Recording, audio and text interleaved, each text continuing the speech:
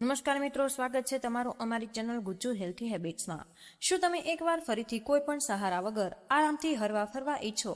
તમારા પગ અને ઘૂંટણ તમારો પૂરો સાથ નથી આપી રહ્યું? શું થોડુંક જ પગપાળા ચાલીને બજારમાંથી રોજબરોજનો સામાન લાવ્યા પછી જ શરીરમાં એટલો બધો થાક તમને અનુભવવા લાગે છે કે આગળ વધવું પણ મુશ્કેલ લાગવા માંડે છે? શું સવારે આંખ ખુલતાની સાથે જ પગમાં દુખાવો, ભારેપણું કે જકડન અનુભવાય છે અને દિવસની શરૂઆત જ પરેશાની સાથે થતી હોય? અને શું આ જ તકલીફના કારણે તમે તમારા પુત્ર પુત્રીઓ સાથે ખુલીને બેસવા, ઉઠવા અને રમવાથી પણ પોતાને દૂર રાખવા લાગ્યા છો? શું તમારી સાથે એવું પણ થાય કે થોડે દૂર પગપાળા ચાલવા પર જ શ્વાસ ચડી જાય છે, દિલના ધબકારા વધી જતા હોય અને પગની બધી જ તાકાત જેમ કે ખતમ થવા લાગે છે? જો તમારી સાથે પણ આવી બધી જ પરેશાનીઓ થઈ રહી હોય તો મિત્રો, તેને માત્ર વધતી ઉંમરની અસર સમજીને તમે બિલકુલ અવગણશો નહીં। આ શરીરમાં જરૂરી પોષક તત્વની ઉણપનો ઈશારો પણ હોઈ શકે, જે ધીમે ધીમે તમારા હાડકાં અને સ્નાયુઓને નબળા બનાવી રહ્યો છે। સૌથી સારી વાત તો એ છે કે આનો ઉપાય કોઈ પણ મોંઘી સારવાર કે ભારે ખમ દવાઓમાં છુપાયેલો બિલકુલ જ નથી। મિત્રો, તમારે આનો વાસ્તવિક ઉકેલ તો આપણી પોતાની રસોઈમાં વર્ષોથી હાજર છે અને હું તમને 5 એવા દેશી સુપરફૂડ્સ વિશે જણાવીશ કે જે તમારા હાડકાને અંદરથી મજબૂત બનાવવામાં મદદ કરશે અને સ્નાયુમાં જમા થયેલો સોજો, દુખાવો તથા જકડનને ધીમે ધીમે ઓછી કરવામાં મદદરૂપ બનશે। મિત્રો, આ 5 વસ્તુઓ કઈ છે, તેમને ખાવાની સાચી રીત કઈ અને સૌથી મહત્વની વાત એ છે કે તેમને ખાતી વખતે કઈ ભૂલોથી બચવું જોઈએ, બધું જ તમે આ વિડીયોમાં વિગતવાર જાણશો। મિત્રો, જો તમે ફરીથી વગર કોઈ પણ દુખાવાએ, વગર થાકે અને પૂરા આત્મવિશ્વાસ સાથે હરવા ફરવા ઈચ્છતા હોય તો મિત્રો, આ માહિતી તમારા માટે ખૂબ જ ઉપયોગી રહેવાની છે। જો તમે અમારી ચેનલ પર પહેલી જ વાર આવ્યા હોય તો મિત્રો, તમે અમારી ચેનલને સબસ્ક્રાઇબ જરૂરથી કરી લેજો અને વિડીયોને તમારા પરિવાર તથા પરિચિત લોકો સુધી ચોક્કસ પહોંચાડી દેજો, કારણ કે કોણ જાણે છે કે આ માહિતી કોઈ પણ વ્યક્તિના જીવનમાં મોટામાં મોટું પરિવર્તન લાવી દે।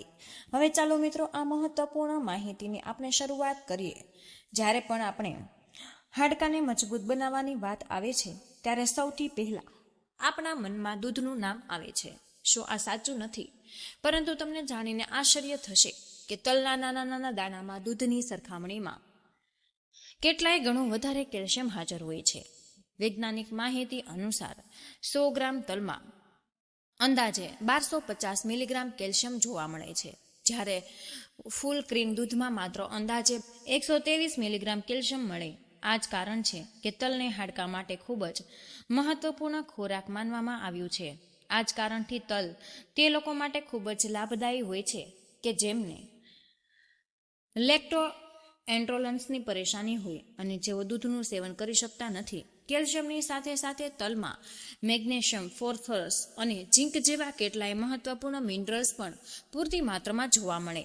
આ બધા જ પોષક તત્વ મળીને હાડકાની બોન ડેન્સિટીને બહેતર તે બનાવવામાં પણ આપણને મદદ કરી શકે, સાથે જ હાડકાને નબળા અને અંદરથી પોલા થતા પણ બચાવે છે કે જેનાથી ઓસ્ટિયોપોરોસિસની જોખમ પણ ખરું ઓછું થઈ શકે છે। મિત્રો, તલમાં સારી માત્રામાં પ્રોટીન અને આવશ્યક ફેટી એસિડ્સ પણ હાજર રહે છે, જે સ્નાયુઓને મજબૂત બનાવવામાં અને તેમાં આવતી ખેંચાણને પણ ઓછી કરવામાં સહાયક રહે છે। હવે સવાલ એ ઊભો થાય છે કે તલને આપણે કઈ રીતે ખાવા જોઈએ? તો મિત્રો, તમે દરરોજ અંદાજે 15 થી 20 ગ્રામ શેકેલા તલ આરામથી ખાઈ શકો। તેમને સારી રીતે ચાવી ચાવીને ખાઓ, જેથી શરીર તેમના બધા જ પોષક તત્વને સારી રીતે ગ્રહણ કરી શકે। તમે તલનું સેવન સવારે નાસ્તાની સાથે પણ કરી શકો, બપોરના ભોજનના અંદાજે તમારે 1 કલાક પછી પણ કરી શકો છો, અથવા તો વળી સાંજના સમયે પણ તેનો ઉપયોગ તમે કરી શકાય। મિત્રો, શિયાળામાં તલ અને ગોળના લાડુ બનાવીને ખાવા તે હજુ પણ વધુ ફાયદાકારક માનવામાં આવે છે। તલમાંથી શરીરને કેલ્શિયમ અને મેગ્નેશિયમ મળે છે, જ્યારે ગોળમાંથી આયર્ન પ્રાપ્ત થાય છે। આનાથી શરીરમાં લોહીની ઉણપ પણ ધીમે ધીમે ઓછી થવા લાગે। મિત્રો, આખી ઠંડીની ઋતુમાં તલનું નિયમિત સેવન કરવું લાભદાયક માનવામાં આવે છે અને તલની તાસીર અલ્કલાઇન હોય છે કે જે શરીરમાં વધેલા એસિડને ઓછું કરવામાં મદદ કરી શકે અને વાતને સંતુલિત રાખવામાં પણ સહાયક હોય। વૃદ્ધ લોકો માટે તલ કોઈ કુદરતી ઔષધિથી કમ માનવામાં આવતા નથી. હવે મિત્રો આપણે વાત કરીએ છીએ બીજી મહત્વપૂર્ણ વસ્તુની કે જેને તમારે તમારી ડાયટમાં સામેલ કરવી જોઈએ, અને તે છે હળદરવાળું દૂધ, જેને ગોલ્ડન મિલ્ક પણ કહેવામાં આવે છે. વૈજ્ઞાનિક અભ્યાસો અનુસાર હળદરની અસલી શક્તિ તેના મુખ્ય તત્વ કર્ક્યુમિનમાં છુપાયેલી હોય છે, અને આ એક ખૂબ જ પ્રભાવશાળી એન્ટી ઇન્ફ્લેમેટરી અને એન્ટીઓક્સિડન્ટ્સ ગુણોથી ભરપૂર માનવામાં પણ આવે છે. જેમ જેમ તમારી ઉંમર વધે, શરીરમાં ક્રોનિક ઇન્ફ્લેમેશન એટલે કે જૂનો સોજો વધવા લાગે છે. આ જ સોજો આગળ જતા સાંધાના દુખાવા, ગઠિયા, આર્થરાઇટ્સ અને જકડન જેવી સમસ્યાઓનું મોટામાં મોટું કારણ બની જાય. અને કર્ક્યુમિન તે એન્ઝાઇમ્સને નિયંત્રિત કરવાનું પણ કામ કરે છે, જે શરીરમાં સોજો પેદા કરે છે. દૂધમાં હાજર કેલ્શિયમ હાડકાને મજબૂતી પ્રદાન કરે, અને હળદરમાં હાજર કર્ક્યુમિન તેમને દુખાવા અને સોજાથી બચાવવામાં પણ મદદ કરે છે. આ પ્રકારે આ મિશ્રણ શરીર માટે એક મજબૂત સુરક્ષા કવચની જેમ કાર્ય કરે. હળદરવાળું દૂધ તૈયાર કરવા માટે રાત્રે 1 ગ્લાસ દૂધ, અડધી નાની ચમચી એટલે કે અંદાજે 3 થી 4 ગ્રામ હળદર પાવડર મિક્સ કરો. જો ઈચ્છો તો મિત્રો તમે લીલી હળદરનો ઉપયોગ પણ કરી શકાય છે. આ દૂધને વધુ અસરકારક બનાવવા માટે તેમાં તમે 1 થી 2 ચપટી કાળા મરી ચોક્કસ ઉમેરો. કાળા મરીમાં જોવા મળતું પેપરિન કર્ક્યુમિનના શોષણને કેટલાય ગણું વધારી પણ શકે છે. આ જ કારણ છે કે હળદર અને કાળા મરીનું સંયોજન વધુ પ્રભાવશાળી માનવામાં આવે છે. મિત્રો, જો તમારા ઘૂંટણ અથવા તો સાંધાનો દુખાવો તમને લાંબા સમયથી બનેલો હોય અને વર્ષોથી પરેશાની ચાલી રહી છે, તો મિત્રો તેમાં તમે 5 ચમચી સૂંઠ પાવડર પણ મિક્સ કરી શકો છો. સૂંઠ દુખાવા અને સોજાને ઓછો કરવામાં તમને સહાયક કરે છે, સાથે જ આ વાતને સંતુલિત બનાવી રાખવામાં પણ મદદ કરી શકે છે. આ દૂધનું સેવન રાત્રે સૂતા પહેલા કરવું સૌથી વધુ લાભદાયક માનવામાં આવે છે. ધ્યાન રાખો કે જે પણ લોકોને લો બ્લડ પ્રેશરની સમસ્યા રહે તેમને હળદરવાળા દૂધનો ઉપયોગ સાવધાનીપૂર્વક સાથે કરવો, કારણ કે હળદર બ્લડ પ્રેશરને હજુ પણ વધુ ઓછું કરી શકે. આવી જ રીતે જે પણ લોકોને ગોલ બ્લેન્ડર કે પિત્તાશય સાથે જોડાયેલી કોઈ પણ સમસ્યા છે તેમણે પણ હળદરનું સેવન વિચારી સમજીને જ કરી લેવું જોઈએ, કારણ કે મિત્રો તે પિત્તના ઉત્પાદનને વધારવાનું કામ પણ કરે. ત્રીજી એવી વસ્તુ કે જેને તમારે તમારી રોજના ડાયટમાં ચોક્કસ સામેલ કરવું જોઈએ તે છે અંકુરિત ચણા અને અંકુરિત મગ, જેને મિત્રો આપણે સામાન્ય ભાષામાં ફણગાવેલા કઠોળ કે સ્પ્રાઉટ્સ પણ કહેવામાં આવે છે. જૂના સમયથી લોકો કહેતા આવ્યા છે કે ફણગાવેલા ચણા ખાવાથી શરીરમાં ઘોડા જેવી શક્તિ આવવા લાગે છે અને નબળાઈ ધીમે ધીમે દૂર થવા લાગે. મિત્રો, વિજ્ઞાન પણ આ વાતની પુષ્ટિ કરે છે કે અંકુરિત ચણા અને મગ પ્રોટીન તથા આયર્નના શ્રેષ્ઠ સ્ત્રોત છે. ખાસ કરીને વૃદ્ધ લોકોમાં થતી શારીરિક નબળાઈ અને લોહીની ઉણપને પૂરી કરવામાં આ ખૂબ જ મદદગાર સાબિત થાય છે. પ્રોટીન શરીરના સ્નાયુઓના નિર્માણ અને તેમની મરમ્મત માટે એક ખૂબ જ જરૂરી પોષક તત્વ માનવામાં આવ્યું છે, જેનાથી શરીરનો થાક ઓછો થવા લાગે અને તાકાત બનેલી રહે. વળી તેમાં હાજર આયર્ન શરીરમાં હિમોગ્લોબિન વધારવામાં સહાયક કરે છે, જેનાથી આખા શરીરમાં અને વિશેષ રૂપે પગ સુધી રક્ત સંચાર બહેતર રીતે પહોંચવા લાગે. અને જ્યારે પણ બ્લડ સર્ક્યુલેશન સાચું બનેલું રહે છે ત્યારે પગમાં ઝંઝણાટી, શૂન્યપણું અને નબળાઈ જેવી પરેશાનીઓ ધીમે ધીમે ઓછી થવા લાગે છે. મિત્રો, આ જ કારણ છે કે અંકુરિત અનાજ કે કઠોળને સ્વાસ્થ્ય માટે ખૂબ જ ઉપયોગી માનવામાં આવે છે. આ જ કારણે પલાળેલા ચણા અને મગને અંકુરિત કરીને ખાવા અત્યંત લાભદાયી મનાય છે. મિત્રો, તેમને સ્પ્રાઉટ પણ કરવા ખૂબ જ સરળ હોય અને આ પ્રક્રિયાથી તેમના પોષક ગુણો કેટલાય ઘણા વધી જાય. હવે સવાલ એ આવે છે કે તેમને તૈયાર કઈ રીતે કરવામાં આવે અને કઈ રીતે ખાવું વધુ ફાયદાકારક રહે છે. તો ચાલો મિત્રો તેને સમજી લઈએ. અંકુરિત મગ અને અંકુરિત ચણામાં ઝીણી સમારેલી ડુંગળી, ટામેટાં અને થોડો એવો લીંબુનો રસ, થોડું સંચળ અને કાળા મરીનો પાવડર તમારે મિક્સ કરીને એક સાદું પરંતુ પૌષ્ટિક સલાડ તૈયાર કરી લો. આ સલાડનું સેવન તમે સવારના નાસ્તામાં પણ સરળતાથી કરી શકો છો. આ સિવાય મિત્રો તમારે બપોરના ભોજનના અંદાજે 1.5 થી 2 કલાક પછી પણ તેને લઈ શકાય. મિત્રો, આ શરીરને લાંબા સમય સુધી ઉર્જા આપવામાં મદદ કરે છે. જો કોઈ પણ વ્યક્તિને પાચન સંબંધિત સમસ્યા રહેતી હોય, તો તેનું ડાયજેશન નબળું હોય, તો તેવા લોકો આ સ્પ્રાઉટ્સને હળવી વરાળમાં પકાવીને કે ઉકાળીને પણ ખાઈ શકે છે. ઉકાળીને કે વરાળમાં પકાવવાથી તેમને પચાવવામાં સરળ બની જાય. સાથે જ શરીર તેમના બધા જ જરૂરી પોષક તત્વને તે બહેતર રીતે ગ્રહણ કરી શકે. એટલા માટે નબળા પાચનવાળા લોકો માટે આ રીત વધુ જ યોગ્ય મનાય છે. મિત્રો, હવે આપણે વાત કરીએ આગામી મહત્વપૂર્ણ વસ્તુની, અને તે છે બદામ, જેને તમારે તમારી રોજના ડાયટમાં જરૂર સામેલ કરવી જોઈએ. બદામમાં કેલ્શિયમ, પ્રોટીન, મેગ્નેશિયમ અને હેલ્ધી ફેટ્સ સારી માત્રામાં જોવા મળે, અને આ બધા જ પોષક તત્વ શરીરને અંદરથી મજબૂત બનાવવાનું કામ કરે છે. સાથે જ લાંબા સમય સુધી ઉર્જા બનાવી રાખવામાં પણ સહાયતા કરે છે. કેલ્શિયમ અને મેગ્નેશિયમ મળીને હાડકાને મજબૂત બનાવે છે અને સ્નાયુઓના સાચા સંકોચનમાં સહાયત પણ કરે. આનાથી પગમાં થતી ખેંચાણની સમસ્યા ઘણી ખરી ઓછી પણ થઈ શકે છે. બદામમાં હાજર પ્રોટીન અને હેલ્ધી ફેટ્સ શરીરને લાંબા સમય સુધી ઉર્જા પ્રદાન કરે. આ જ કારણ છે કે દિવસભર થાક અને નબળાઈ ઓછું અનુભવાય છે. દરરોજ અંદાજે 5 થી 6 પલાળેલી બદામ જરૂર ખાવી જોઈએ. જો કોઈ પણ વૃદ્ધ વ્યક્તિ બદામને સારી રીતે ચાવી શકતા ન હોય તો મિત્રો તેવી બદામની પેસ્ટ તૈયાર કરી શકે. આ પેસ્ટ એક ગ્લાસ દૂધમાં મિક્સ કરીને પી શકાય. આ મિશ્રણ શરીર માટે એક ખૂબ જ સારા ટોનિકની જેમ કાર્ય કરે છે. ત્યારબાદ જે વસ્તુ પણ તમારે તમારી ડાયટમાં સામેલ કરવી જોઈએ તે છે મેથી દાણા. મિત્રો, જેને ફ્રેનુગ્રીન સીડ્સના નામે પણ ઓળખવામાં આવે છે. આયુર્વેદમાં મેથી દાણાને સાંધાના દુખાવા અને સોજાને ઓછું તે કોઈ વરદાનથી કમ માનવામાં નથી આવતું. કેટલીક રિસર્ચ પણ એ જણાવે છે કે મેથી દાણામાં હાજર એન્ટી ઇન્ફ્લેમેટરી ગુણ દુખાવા અને સોજાને ઓછો કરવામાં ખૂબ જ સહાયક બને છે. આ જ કારણ છે કે આનો ઉપયોગ વર્ષોથી કરવામાં આવતો રહ્યો છે. વિશેષ રૂપે ગઠિયા અને આર્થરાઇટિસ જેવી સમસ્યાઓ પર કરવામાં આવેલા અભ્યાસોથી પણ ખબર પડે છે કે મેથી દાણા સ્નાયુઓની તાકાત વધારવા અને તેની રિકવરીને તે બહેતર બનાવવામાં મદદ કરી શકે છે. આ સ્નાયુઓના થાકને ઓછો કરે છે અને તેમને ફરીથી ઉર્જા આપવામાં સહાયત પણ મળે છે. મિત્રો, શિયાળાની ઋતુમાં તમે મેથીના લાડુ પણ ખાઈ શકો છો. આ સિવાય તમારે મેથીના સ્પ્રાઉટ્સ કે પલાળેલી મેથીનું સેવન પણ કરી શકાય છે.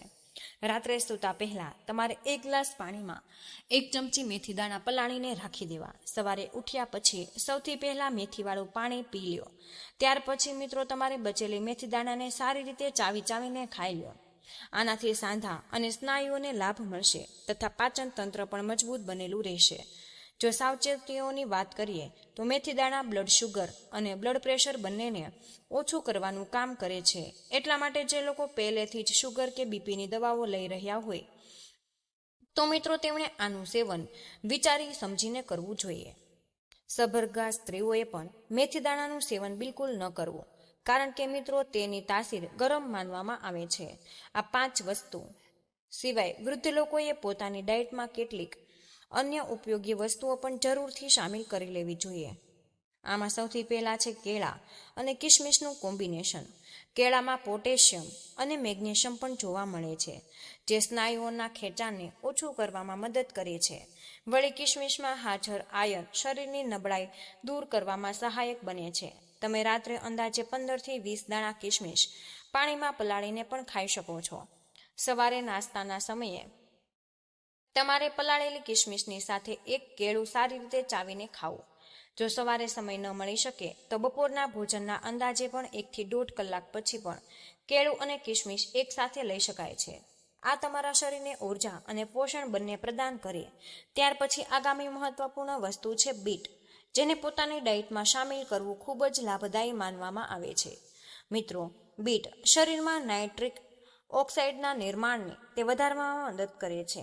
આનાથી રક્તવાહિનીઓ પહોળી બની જાય અને બ્લડ સર્ક્યુલેશન બહેતર પણ બની શકે છે. પરિણામ સ્વરૂપે પગની નબળાઈ, ભારેપણું અને ઝંઝણાટી જેવી સમસ્યાઓમાં ઘણી બધી રાહત મળે છે. અને ત્રીજી વધારાની વસ્તુ આવે છે અખરોટ. મિત્રો, અખરોટમાં ઓમેગા 3 ફેટી એસિડ્સ ભરપૂર માત્રામાં હાજર હોય છે, જે સાંધાના સોજાને ઓછો કરવામાં મદદ કરે. સાથે જ આ સાંધાની ચિકાશ એટલે કે લ્યુબ્રિકેશનને જાળવી રાખવામાં પણ તે સહાયક બને છે. આનાથી સાંધાની કાર્યક્ષમતા બહેતર બનેલી રહે. અને આ સિવાય દેશી ઘી કે નાળિયેરનું તેલ પણ મર્યાદિત માત્રામાં રોજે લેવું જોઈએ. આ તમારા સાંધાને અંદરથી લ્યુબ્રિકેશન પૂરું પાડવામાં મદદ કરે છે, સાથે જ તેમને મજબૂત અને સ્વસ્થ બનાવી રાખવામાં પણ સહાયક બને. એટલા માટે મિત્રો સંતુલિત માત્રામાં આનું સેવન લાભદાયી માનવામાં આવે છે. હવે મિત્રો આટલી બધી વસ્તુઓ જોઈને પણ ગભરાવાની કે મૂંઝવણમાં પડવાની બિલકુલ જરૂર નથી. આ બધી જ વસ્તુઓને રોજે એક સાથે લેવી જરૂરી નથી. તમે એક સાદી યાદી બનાવીને તમે આને વારાફરતી તમારી ડાયટમાં સામેલ કરો, કારણ કે આ બધી જ વસ્તુઓ તમારા સાંધા, સ્નાયુઓ, પગ અને આખા શરીરને અંદરથી મજબૂત, સ્વસ્થ અને સક્રિય બનાવી રાખવામાં ખૂબ જ મદદગાર સાબિત થાય છે. હવે હું તમને તે વસ્તુઓ વિશે પણ જણાવી રહ્યું છું કે જેનાથી તમારે કાં તો પૂરી રીતે દૂરી બનાવી લેવાની છે અથવા પછી તેમનું તમારે સેવન ખૂબ જ મર્યાદિત માત્રામાં કરવું જોઈએ. આમાં સૌથી પહેલી વસ્તુ આવે છે તળેલી વસ્તુઓ અને જંક ફૂડ. તમે આનું જેટલું ઓછું સેવન કરશો તેટલું જ તમારા સાંધા અને સ્નાયુઓ માટે સારું રહેશે. આ ખાદ્ય પદાર્થોમાં એવા તેલ અને ટ્રાન્સફેટ્સ હાજર હોય કે જે શરીરની અંદર સોજો વધારવાનું કામ કરે છે અને જૂના દુખાવાને વધુ ગંભીર બનાવી શકે. આ સિવાય સફેદ ખાંડ અને પેકેટ જ્યુસનું સેવન બંધ કરી દેવું જોઈએ. મિત્રો, આ બધી જ વસ્તુઓ શરીરમાં ખૂબ જ ઝડપથી ઇન્ફ્લેમેશન એટલે કે સોજો વધારવા લાગે અને સાંધા તથા સ્નાયુઓના દુખાવાને હજુ વધારે વધારી શકે. આવી જ રીતે મિત્રો વધુ મીઠાનું સેવન કરવાથી પણ તમારે બચવું જોઈએ, કારણ કે વધારે મીઠું શરીરમાં પાણીને રોકી રાખે, જેના કારણે શરીરમાં સોજો વધી જાય અને પગમાં ભારેપણું તથા થાક અનુભવવા લાગે છે. જો તમે રેડ મીટ એટલે કે લાલ માંસ કે પ્રોસેસ્ડ મીટ ખાવ છો તો હવે ધીમે ધીમે તેને પોતાની ડાયટમાંથી હટાવવાનું તમે શરૂ કરી દો. આ ખાદ્ય પદાર્થોમાં એવા કમ્પાઉન્ડ્સ જોવા મળે છે જે સાંધાના સોજાને વધારવાનું કામ કરે છે. સાથે જ મિત્રો, આ તમારા શરીરમાં ઇન્ફ્લેમેશનને લાંબા સમય સુધી બનાવી રાખી શકે છે. એટલા માટે જ જો તમે રેડ મીટનું સેવન કરો છો તો આજથી જ તમે તેને છોડવાનો નિર્ણય લઈ લો, જેથી તમારા સાંધા અને સ્નાયુઓ ધીમે ધીમે આરામ અનુભવી શકે. તમે સારી રીતે હવે સમજી શક્યા છો કે તમારે કઈ કઈ વસ્તુઓ ખાવી જોઈએ અને તમારે કઈ કઈ વસ્તુઓથી દૂરી બનાવી રાખવી જોઈએ. પરંતુ મિત્રો, આની સાથે એક બીજી ખૂબ જ મહત્વપૂર્ણ વાત છે જેના પર ધ્યાન રાખવું અત્યંત જરૂરી હોય. શરીરમાં વાસ્તવિક અને લાંબા સમય સુધી ટકી રહેનારી તાકાત ત્યારે જ આવે છે જ્યારે સાચું પોષણ અને શારીરિક પ્રવૃત્તિઓ એટલે કે ન્યુટ્રિશન અને ફિઝિકલ એક્ટિવિટી બંને સાથે ચાલે. આ બંને જ મળીને એકબીજાના પ્રભાવને કેટલાય ગણો તે વધારી દે છે. મિત્રો, જો તમે પૌષ્ટિક અને સારી વસ્તુઓ ખાઈ રહ્યા છો પરંતુ તમારા શરીરને બિલકુલ પણ સક્રિય નથી, તો તમને તે પોષણનો પૂરો લાભ પણ નહીં મળે. એટલા માટે તમારે જરૂરી છે કે તમારે સાચી ડાયટની સાથે સાથે દરરોજ થોડી ઘણી તમારી ફિઝિકલી એક્ટિવિટી પણ કરવામાં આવે. નિયમિત રૂપે તમારે પગપાળા ચાલવાની આદત પાડવું. રોજે માત્ર 15 થી 20 મિનિટ ચાલવું પણ પગના સ્નાયુઓ અને સાંધાઓ માટે એક ઉત્તમ કસરત માનવામાં આવે છે. આનાથી બ્લડ સર્ક્યુલેશન બહેતર થાય અને હાડકાને કુદરતી રીતે મજબૂતી મળવા લાગે છે. જ્યારે પણ શરીરમાં રક્તનો પ્રવાહ સાચી રીતે બને છે ત્યારે આ સ્નાયુઓમાં તાકાત બનેલી રહે છે. સાથે જ દુખાવો અને નબળાઈની સમસ્યા પણ તે ધીમે ધીમે ઓછી થવા લાગે છે. આ જ કારણ છે કે ડોક્ટર અને સ્વાસ્થ્ય નિષ્ણાંતો પણ દરરોજ થોડો સમય ચાલવાની સલાહ આપે. દિવસની શરૂઆત હળવી સ્ટ્રેચિંગ સાથે કરવી. આનાથી શરીર જકડન ધીમે ધીમે ઓછી થવા લાગે, હરવા ફરવામાં સરળતા અનુભવાય. સવારે ઉઠ્યા પછી 2 થી 3 મિનિટ હળવું સ્ટ્રેચિંગ કરવું. મિત્રો, હવે આશા કરું છું કે આ માહિતી તમારા માટે ફાયદાકારક સાબિત થઈ હશે અને રોજબરોજની દિનચર્યામાં સામેલ કરતા રહો. મિત્રો, સકારાત્મક બદલાવ પોતે અનુભવ કરશો. તમારું શરીર પહેલા કરતાં વધુ ઉર્જાવાન અને મજબૂત બનશે. તો મિત્રો, તમારા દિલને સ્પર્શી હોય આ વિડીયો તો તમે તમારા મિત્રો સાથે શેર કરો અને પરિવાર સાથે પણ શેર કરો. માણસ મુસીબતથી બચાવી શકે છે, તેમના આશીર્વાદ તમને મળશે. તો મિત્રો, આ વિડીયોમાંથી તમને કંઈક નવું શીખવા મળ્યું તો આજના વિડીયોમાં બસ આટલું જ. આજની આ માહિતી કેવી લાગી તે કમેન્ટમાં અમને જરૂર જણાવજો અને કયા શહેરમાંથી સાંભળી રહ્યા છો તે કમેન્ટ બોક્સમાં લખી દેજો. જય શ્રી કૃષ્ણ. રાધે રાધે. ધન્યવાદ.